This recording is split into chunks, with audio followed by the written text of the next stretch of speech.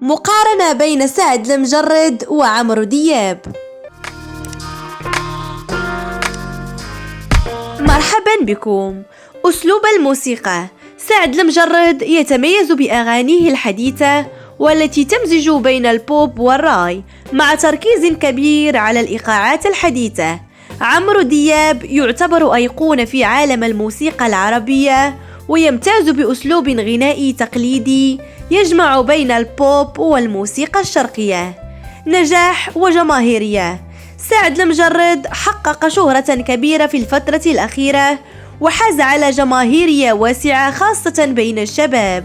عمرو دياب يعتبر من أكثر الفنانين نجاحا في الوطن العربي على مدار عقود، وله جمهور واسع ومتنوع. وبالنسبة لتأثيرهما الثقافي، سعد المجرد يعتبر جزءا من الموجة الجديدة في الموسيقى العربية، وله تأثير كبير على الثقافة الشبابية. عمرو دياب يمتلك تأثيرا ثقافيا عظيما، ويعد من رواد الموسيقى العربية الكلاسيكية. تنوع الأغاني: سعد المجرد يظهر تنوعا في أنواع الأغاني التي يقدمها، مع التركيز على الأغاني الحديثة والراقصة.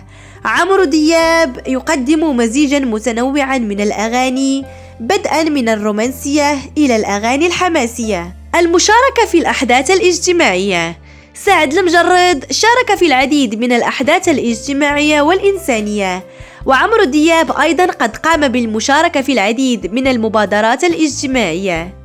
اختيارك بينهما يعتمد على تفضيلاتك الموسيقية وما يتناسب مع ذوقك الفني والثقافي. شكرا على المشاهدة. لا تنسوا الإعجاب بالفيديو والاشتراك في القناة وتفعيل الجرس ليصلكم دائما الجديد. إلى اللقاء.